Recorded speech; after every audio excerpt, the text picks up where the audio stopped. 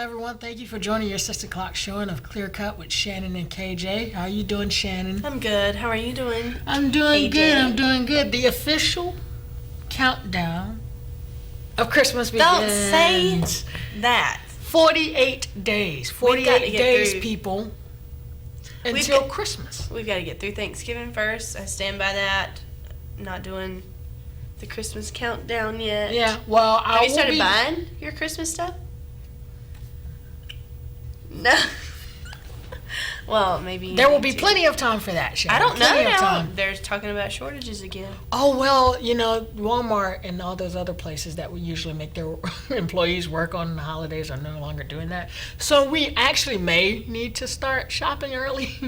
Yeah, but actually, viewers out there, that's probably what you should do. And shop local. Don't go bombard That's a very them. good You know, idea. don't go have long lines or anything. But call your neighbor and plan out schedules. Well, you need to plan it with your neighbor. Because love thy neighbor. The Christmas song for today is White Christmas. You're not playing that, are you? No. Oh, okay. Originally by Bing Crosby, which is a slower version. If you like that, you know more of his tone. Or the Otis Redding version, which is very good. I love me some Otis Redding. He's I know so she good. loves some Otis Redding. So And on the dock of the bay. I love him. Love Otis. just Redding. watching the tide Yes. Roll away. whirl away. All right, let's get to some stories that we had last week, and then we can get into our hot topic. So first, there was women in Afghanistan. Right? Yeah, women in Afghanistan, there was a video released of them attempting to attend university, and they were being beaten outside of the university doors for not wearing a full covering or burqa. So the shocking footage emerged from, I think, one of the students there. Yeah. And I didn't know that they still had access to be able to use their social medias and stuff, so I wonder whether that student is facing any Probably. charges. But they were wearing coverings. They were wearing their headscarves, but just not full body. And so So is the problem with the problem's not with necessarily the headscarf, is with they weren't wearing their they appropriate weren't wearing clothing. a full burqa Ah, covering I got you. where you can see out of Right. this little bit. And, you know, as they say that it's shocking news, I'm not shocked. What, that they were beaten? I'm not shocked. Yeah, no. Oh, well, no. No. I don't I'm know. not shocked. I at all. guess, I don't know. I think with the whole Taliban situation they got going on over there, I don't know why they're shocked, but I don't know why anybody here would be shocked. Yeah. I'm not shocked. Well, I'm not people who are at shocked all. over here are probably not following. No, it took over there. It actually took place outside of the gates of Badakhshan University in northeastern Afghanistan. So it was on Sunday, not yesterday, but the day before. Yeah. Just a Week nasty before. situation. She meant the week The week before. But just a nasty situation. I'm Yeah. not surprised. They were chasing the students, forcing them to disperse, and the dozens of students were banging on the gates of the university for the authorities to allow them to enter. So at least they're not just, rolling over and allowing them to take their educations from them, because that's where it's starting, essentially. Taking the ability to get into school without these small, Yeah. Taking the small measures to keep them out will eventually lead to them not being able to enter into school at all. Yeah. So it's very, very disappointing. Today's some news in the healthcare industry or the healthcare field. I know a lot of people out there that are nurses or doctors will understand this. Today, Mass General Brigham announced a new patient code of conduct. And, people out there who are not in the healthcare industry will ask, who cares? Why does that matter, right? Well, the problem is a lot of nurses, and most will specifically focus on nurses because they're the ones that go through it all the time. Patients are nasty.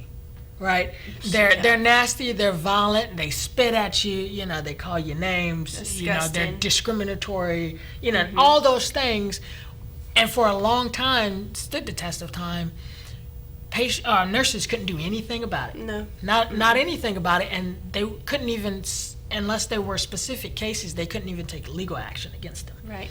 Now, and at least for this hospital, Mass General, which is one of the top leading teaching hospitals in the nation, their new code of conduct now holds patients accountable. Good. And as it should be. And I've seen nurses that are on my timeline, nurses I'm friends with, nurses that I'm connected with through career, that, you know, a lot of them are pushing for more hospitals to follow that. You know, that was just today. So, you know, there's time. Yeah. But I think that it should be a quick decision. I think that a lot of hospitals, their staff, their executive team should come together and make that decision. Absolutely. Because it's time for patients to be held accountable. If you're there, if you're a patient and you're going to get treated and the nurses are taking care of you, they're, you know, they are. I don't know what goes through people's minds while they are being treated for something, but it's like the nurse has the control. Yeah, they're helping know? you. They're helping you. They're you. getting you back on track to hopefully Right. re-enter the world as healthy as you can be after whatever you went through, and you're going to treat them like crap. See, What's- that's why I did not pursue nursing. Well, you know, I think in every world we have a little bit of that. So Oh, yeah. But it would be so easy for misconduct to go on as a nurse. You know, if you were a nurse and Yeah, did right, hold yeah. that power. well, it's pretty, you know, And, it's you know, pretty interesting. I'm amazed by our nurses all the time. Yeah, it's All pretty the time. interesting because I got a glimpse into it. As far as the healthcare side, I work on the administrative side. So as far as the nursing or the clinical side, I didn't know that they went through as much workplace violence as they did. I'm one of the members of the workplace violence committee at my job.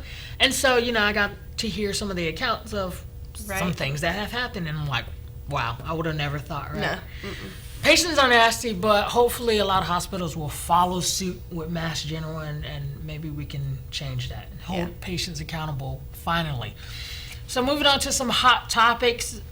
Still in the healthcare industry, ironically, CVS and Walgreens have tentatively agreed to pay $10 billion for their role in the opioids crisis. And so they announced on Wednesday that they had agreed to over $10 billion, a settlement, and this comes after state and local governments have alleged that the organizations mishandled the prescriptions of opioid painkillers. And so these claims are basically saying that the distributors or the pharmacists that work at CVS and Walgreens, that they downplayed the high risk factor of addiction from opioids, and that they also have not done as much as they can do as a corporation to stop or cut down on the distribution of opioids for illegal use. And so we're not saying that they can stop the distribution of, you know, illegal opioids, but they're saying that there was more that the corporations could have done Yeah. to kind of cut back or You know, cut down and on then that. that makes you wonder who's going to be angry about this. For sure. Yeah, I yeah. mean, I'm not talking about people that use Right. these things. I'm talking about the people that are the powers that play. Right. Yeah. You know, because there's all this conspiracy. Oh my God, we don't I'm talk not even about gonna get we don't talk into about that. conspiracies up here, but definitely, you know, the pharmaceutical industry is Oh yeah. mass market, right? You know, And so there's definitely going to be some powers that be that are upset about this. pick up the phone and read about it. Yeah, if you don't know about the opioid crisis that has been going on in Absolutely. America, the opioid crisis is primarily the misuse of opioids or the related overdoses of opioids. According to the Department of Health and Human Services, over 42,000 people died from opioid overdose in 2016. And so that was more than that year previous. And so, but then since, 2017, 2018, 2019, 2020, it has just become bigger. More people have died from opioid use. Yeah. And it continues to grow. And so 745,000 people died of heroin use in 2020. Okay? Take that into account. But now we're talking about, so over 70,000 people died from drug overdose in 2019 and over 80,000 last year in 2021. And this, the bad or the shocking thing about this is this includes kids as young as 12 years old that have died from, they're a part of that number. They've died from opioid use or opioid overdose, I should say. That's so upsetting. Yeah, it's not it's crazy. and it's not their fault. No. It's not their fault. No. And I think It's that all of the adults that have failed them, not necessarily the parents, but the Yeah. ones that gave it to them, yeah, and or didn't, how they ended up with it. and didn't inform their parents or didn't inform them. Well, I mean, you really didn't inform their parents, because if they're 12 years Right, old, you they're need to be 12. informing their parents. Didn't inform their parents of how highly addictive this can Oh be. yeah, You know, and also I think they don't take sometimes they don't take the time to tell you, okay, this is the dosage Yeah. you need to be taking. You don't need to give, just because little Jimmy's in pain, real bad pain, you can't give him, 2, 3, Yeah. 4. Well, and I'd also like to say that there's a lot of organizations around here that I know of specifically that are taking initiative to help stop this. So your Nash County Sheriff's Office, they do pill drop off. If you have extra, take it to Yeah. them. If you need to, take it to, I believe you can take it to the pharmacy Probably, as well. probably. But I'm I know sure. that Nash County Sheriff's Office would be glad for you to do a drop off there, and they do drop off drives where you can Yeah. drive up to one of the local parking lots somewhere here and be able to actually give them all of your leftovers, Well, that's so good. that they're not just sitting around I did waiting not for know somebody about to that. steal them out of your cabinet. Yeah, I did not know about that. So that's actually good, and I hope that there are more organizations. Oh, that there's so that are many doing that. resources. All And you have to so- do is reach out to them. Yeah, definitely. Don't feel like you need to use them. You can, you can take them to the appropriate place and Yeah. get rid of them or dispose of them properly.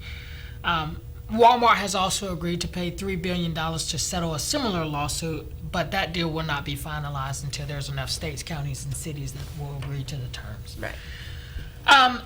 North Carolina, just like most states, the world in general, really, there's a labor shortage in North Carolina. But see, here's the thing: there's not a shortage of jobs. There's a shortage of people who are willing to work those jobs. Yeah. Yeah, and that's kind of the general consensus across America, all right? And so there are help wanted signs everywhere. Yeah. You can go down the street, you can Right. throw a rock, and there's a help wanted sign. And You you're know, they're wondering, looking- where did the people go? yeah, where did they go? Where did they go? They're working their online remote jobs. Yeah, they are. They're working their online remote job. Hey, I don't blame them. hey, you gotta. At least they're working. I'm talking about the People people who did- don't want to work. Oh no, there's plenty of people that don't want to work, baby. I'm telling you right now. No, but as the world continues to brace for a potential recession, retailers, restaurant owners, construction contractors, hospitals, and manufacturers being the specific here, they all are struggling with finding enough workers. North Carolina job openings has declined. This is a good thing. Has declined to 341,000 from 380,000 that it was in March. That is good. So that's good. very That's over 40,000 jobs, right? But there's still a lot of work to do. And yeah, at this point, it's not even about bringing the jobs to us. It's about filling the jobs. Yeah, that it's are about bringing there. the people to the jobs. Right, bring the people to the Right? jobs. Because, just like there's been multiple weeks we've come up here and we've said, oh, this company is opening a new warehouse or distribution center in North Carolina. It's gonna bring like this you many said, jobs. Like you said, the problem is not bringing the jobs. right. The problem is getting the people out there and To working fill those those jobs. And that seems to get tougher and tougher. It does. And I mean, this is not. I think it follows a passion for working too. Yeah, People yeah. don't have that passion anymore. Everybody got so used to being at home Yeah. during these past few years, and so now you're looking at a whole group of people Yeah. that prefer that. Right. And for a lot of people that's a better setup, right? You got Right. You And take you into got account kids. things of kids. You take into account of mama needs someone to watch after Right. her. Things like that. This sandwich generation that's taking care of both the kids and their parents at the same time. Exactly. I totally understand that. So, but definitely there's still those jobs out there who require people to be in the office or Right. people to be at the Well, warehouse. and there's a lot of jobs that you would rather do in the office. Oh yeah, for sure. Like, we couldn't do this from home. I would agree. I You was know? just about to say, in our line of work, I think is definitely something about you got to be there. You got to be in there in the trenches to say. Well, I mean, and it being communication, you have to be able to communicate. No, but and this is not. Let's not get straight away here. This is not primarily a result of the pandemic, Right. right? to take a look back, the overall labor market was tight before the pandemic. The unemployment rate had dropped to just 3.5% in the month before COVID. Right. So this is not a primarily pandemic thing, but the pandemic didn't help the, It kind of maybe drove it that way. Yeah, just a exactly, little bit, a little nudge. And just to give an idea of how bad people want people to work, there's a shortage of truck drivers, but those drivers that are driving now can earn up to $70,000 a year.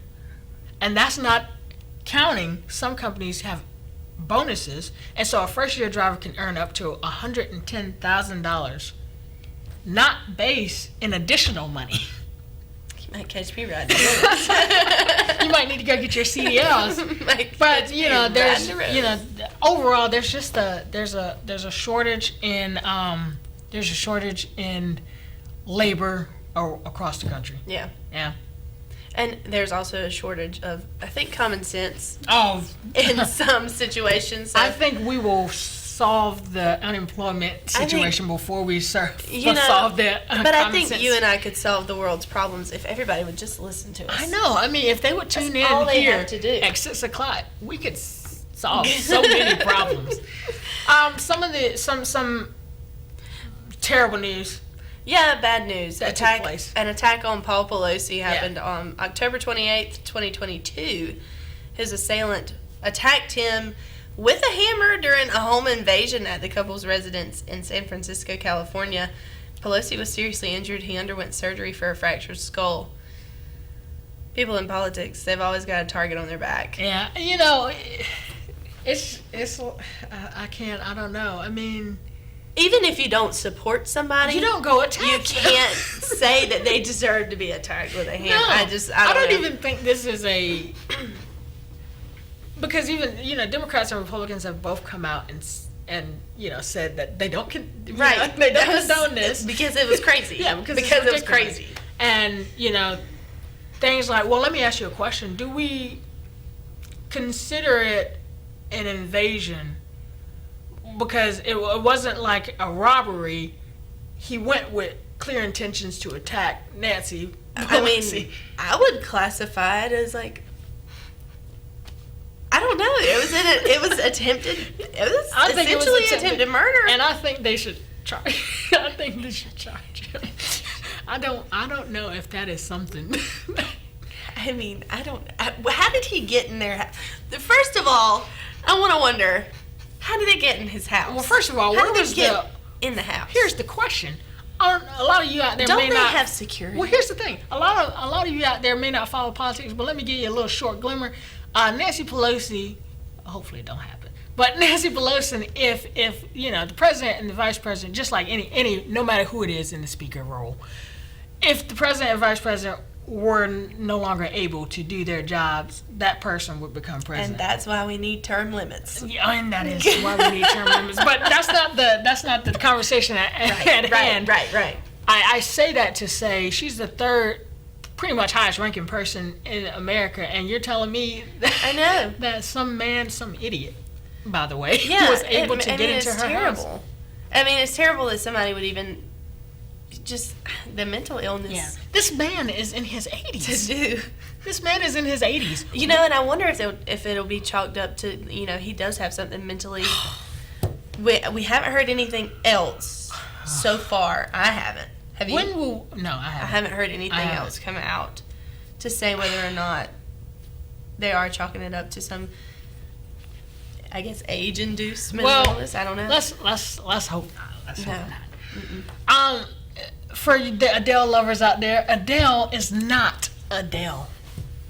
No, she's not. I did see this. Adele is not funny. Adele. You do not pronounce it Adele. You pronounce it Adele.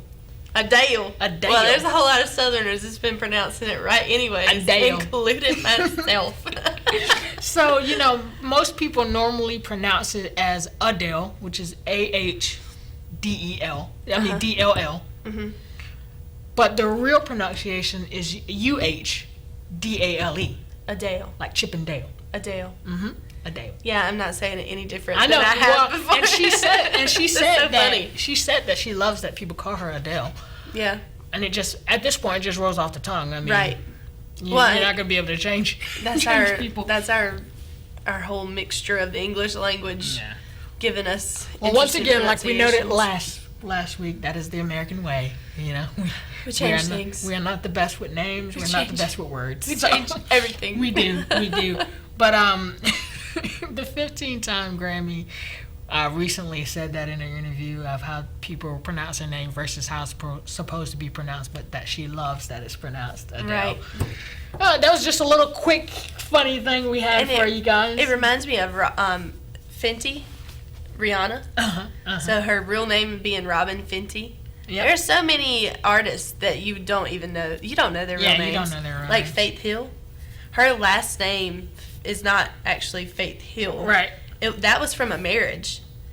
That was from the marriage that she was in when before she married Tim. No, actually, let me tell you what happened with Faith Hill.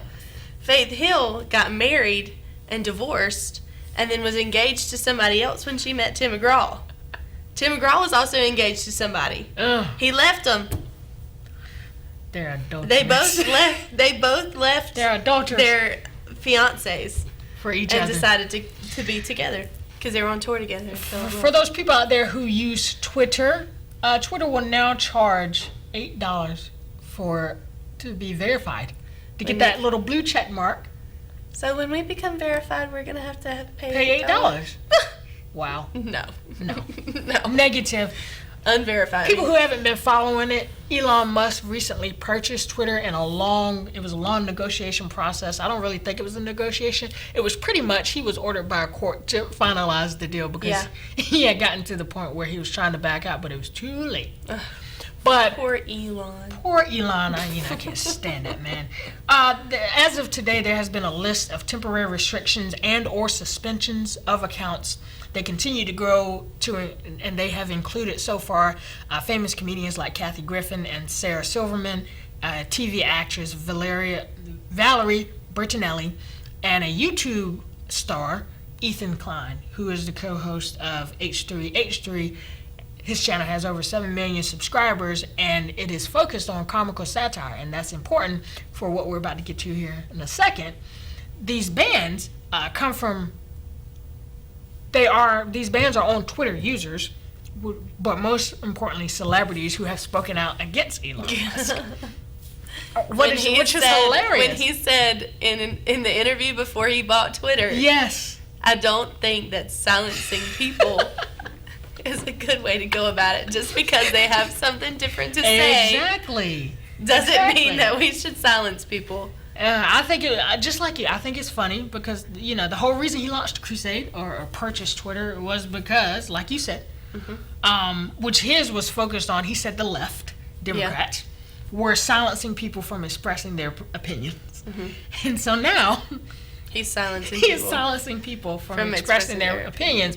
It seems like he wants people to be free. He wants them to be able to speak their mind. Unless they hurt his feelings. If it is not at the expense of Elon Musk. I mean, and I do agree. I think Twitter was going in that direction where, like, if somebody had a different idea, Sure. they didn't allow them to speak out about it because, it's hurting somebody's feelings or somebody's upset about it. And I don't know. I remember this happening with all of the bands and stuff when we were in college, and we sat there and we had debates in class about it. Yeah. About I think freedom of one of the main things was there was a lot of. I think one of the focuses was on misinformation. So there was people that got up there and just completely said things that weren't true. Well, and then there was the whole situation where Trump was blamed for inciting violence on the app, and that form of speech was, not allowed. But they also have bad habits in other situations of not taking care of things they should take care of, as do most social media platforms. They should treat every situation. If you are putting misinformation out there, obviously you should just. But also sometimes they flag things as misinformation that are not misinformation. So we've got to find a. We got to find a balance. Happy medium. We need to find a balance. We'll find it, Shannon. We'll find it. No, I don't know. If they just listen to us. We'll be right back for you with some national holidays.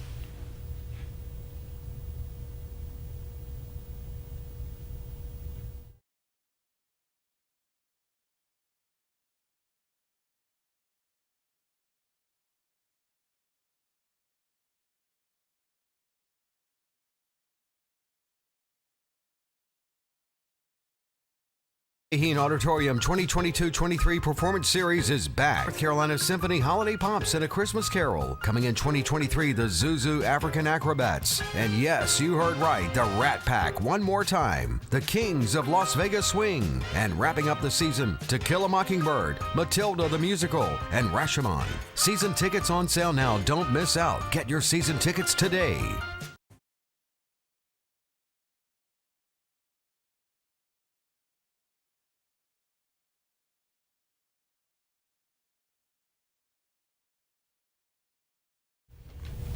Welcome back. Welcome back. We got some local highlights for you. Yeah, local highlights. So the Wilson Whirligig Festival wrapped up yesterday. They had a great turnout. And there's Wilson Arts' second annual multi-juried show on Thursday, November 10th from 10 a.m. to 5 p.m. The good thing about that is I was able to do an internship with the Wilson Arts. So when I was doing my undergraduate communications internship, I worked with Kathy Hardison, who's the executive director, and she's done great work there for the last 5 years. And also our old First Lady, Beth Searcy, has been a long-standing board member and also president. We call her old? Huh? You said our old? No, like our past First Lady, anyway. But she's been a long-standing board member and also served as president of Wilson Arts. Yeah, so 53 artists were invited to participate. 30 are North 53 Carolina. artists. 30 are North Carolina artists, including Jan Anderson, Darius Martinez, and Lori Oxendine. Go check them out. Act for Youth. I used to do Act for Youth. Honk audition workshop in Wilson on November 28th. I didn't know you used to do that. I did. I did it for That makes 6 sense, years. though. 6 years I did. November 28th from 6 to 7:30 p.m. and November 29th from 7:30 to 9:30 p.m. It's a musical tale of the Ugly Duckling. Since 1993, the Styles and Drews musical has produced over 8,000 productions across the world in many languages, and you can be a part of the next one. Check that out. Good stuff going on in downtown Wilson for the youth, so 18 and younger. Yeah. You For can those parents out there who part. think they have a star amongst themselves, You probably do. you should go take them out there and go audition. Go find out. And the Rocky Mount Beer Fest will be held on Saturday, November 12th from 11 a.m. to 4 p.m. at Rocky Mount Mills. It's presented by Goat Island Bottle Shop and will host over 30 breweries, beer, live music, food trucks, axe throwing, vendors, raffles, and games. Plan your weekend with us. I think that is a good idea. Those all sound great. And for our, lovers out there, you can go to Rocky Mount Beer Fest and have yourself a good time. Thanks for joining us here at 6 o'clock. It's always fun to have you. Maybe we'll be back next week. If they don't kick us out. They don't kick us out and silence us. All right. We'll see you next week.